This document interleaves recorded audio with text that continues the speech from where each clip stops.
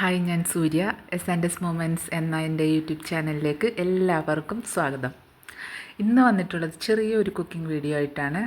ചെറിയൊരു പായസം വയ്ക്കൽ, സേമിയ പായസം. അപ്പോൾ നമുക്ക് വീഡിയോയിലേക്ക് പോയാലോ.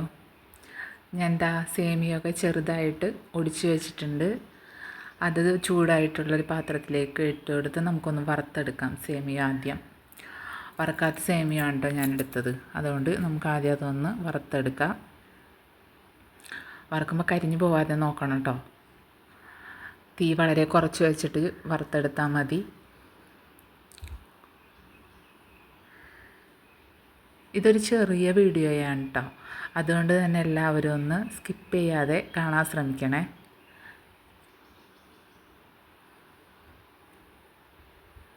നമുക്ക് മധുരം എന്തെങ്കിലും കഴിക്കണം എന്ന് തോന്നുമ്പോൾ വളരെ എളുപ്പത്തിൽ ഉണ്ടാക്കാൻ പറ്റുന്ന ഒരു പായസങ്ങളിലുള്ള എളുപ്പത്തിൽ ഉണ്ടാക്കാൻ പറ്റുന്ന പായസമാണ് സേമിയ പായസം. അപ്പോൾ പിന്നെ ഇന്ന് തോന്നി പായസം വെക്കണമെന്ന് തോന്നി, പായസം കുടിക്കണം എന്ന് തോന്നി, വെക്കണം എന്നല്ല, പായസം കുടിക്കണം എന്നാണ് തോന്നിയത്. അപ്പോൾ വേഗം തന്നെ സേമിയൊക്കെ വാങ്ങിച്ചുകൊണ്ട് വന്ന്, പാലൊക്കെ വാങ്ങിച്ചുകൊണ്ട് വന്നു, പായസം വെക്കാനുള്ള തയ്യാറെടുപ്പിലുമായി. എന്തെങ്കിലും നമുക്ക് കഴിക്കണം എന്ന് തോന്നുമ്പോൾ അങ്ങനെയാണ് കേട്ടോ. പെട്ടെന്ന് കഴിക്കണം എന്ന് തോന്നിയാൽ പെട്ടെന്ന് ഉണ്ടാക്കിയിട്ട് വേഗം അങ്ങ് കഴിക്കണം. അതിൻ്റെ എന്താ പറയുക, ആ കൊതി അങ്ങോട്ട് അപ്പം തന്നെ നമ്മൾ മാറ്റണം. 1 ലിറ്റർ പാലാണ് ഞാൻ ഇതിനകത്തേക്ക് ചേർത്ത് കൊടുത്തത്. സേമിയൊക്കെ നല്ലോണം വറുത്ത് നമ്മൾ കോരി മാറ്റിയില്ല. ആ വറുത്ത സേമിയയിൽ തന്നെ പാലൊഴിച്ച് വേവിക്കുകയാണ് ചെയ്തത്. പാലും സേമിയവും കൂടി നന്നായിട്ട് വെന്ത് വരട്ടെ. ഇതിലേക്ക് കുറേശ്ശെയായിട്ടാണ് പഞ്ചസാര ചേർത്ത് കൊടുക്കുന്നത്. ആവശ്യത്തിനുള്ള പഞ്ചസാര ഞാൻ കുറേശ്ശെയായിട്ട് ഇങ്ങനെ ഇടയ്ക്കിടയ്ക്കായിട്ട് ഇങ്ങനെ ചേർത്ത് കൊടുത്തുകൊണ്ടേ ഇരിക്കുന്നുണ്ട്. അപ്പോൾ ദാ പാലൊക്കെ നന്നായിട്ട് തിളച്ച് വന്നിട്ടുണ്ട്.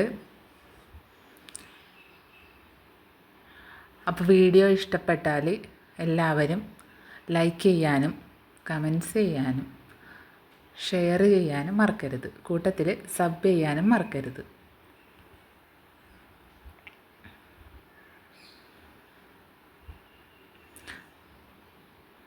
സേമിയ വെന്ത് വരണേ ഉള്ളൂ.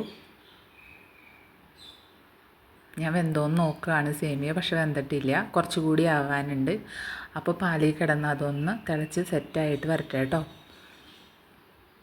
ഞാൻ ഏലക്കായ ഇതിനിടയിൽ ചൂടാക്കിയെടുത്ത് അത് പഞ്ചസാര ഇട്ട് പൊടിച്ച് മാറ്റി വെച്ചിട്ടുണ്ട്. അതും കൂടി പായസം തിളയ്ക്കുമ്പോൾ ഞാൻ ചേർത്ത് കൊടുക്കുന്നുണ്ട്. വീഡിയോയിൽ പക്ഷേ അത് കിട്ടിയിട്ടില്ല കേട്ടോ. എൻ്റെ എഡിറ്റിംഗ് അപാരത മൂലം അതൊക്കെ മിസ്സായി പോയിട്ടുണ്ട്.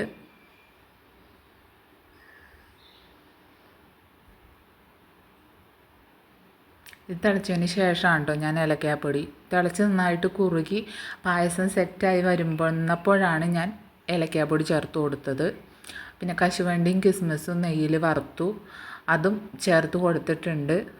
പക്ഷേ അതും എടുത്തില്ല. എന്തോ ഒരു തിരക്കന്നേരം വന്നതുകൊണ്ടാണ് അത് ആ വീഡിയോ മിസ്സായിപ്പോയത് കേട്ടോ. എന്തായാലും ലാസ്റ്റ് ഞാൻ അണ്ടിപ്പരിപ്പും കിസ്മസും ഒക്കെ ഇട്ട എൻ്റെ വീഡിയോ എന്തായാലും എടുത്തിട്ടുണ്ട്. ഇടുന്ന വീഡിയോ എടുത്തില്ല എന്നേ ഉള്ളൂ. അതെന്തായാലും പായസം റെഡിയായ വീഡിയോ എടുക്കാൻ മറന്നിട്ടില്ല, അത് ഉണ്ട് കേട്ടോ.